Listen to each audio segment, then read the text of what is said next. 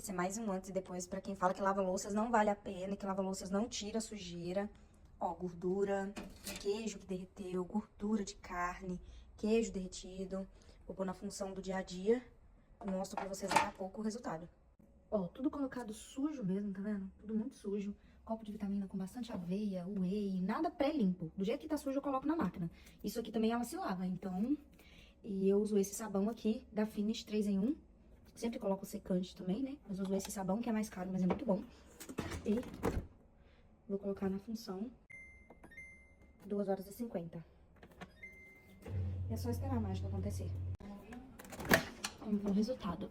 Vou abrir com vocês.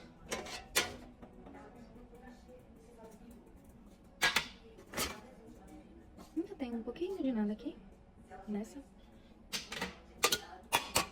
E aqui, um pouquinho de nada pra passar um papel. Esse aqui já deve estar até molinho. É muito bom, é muito útil.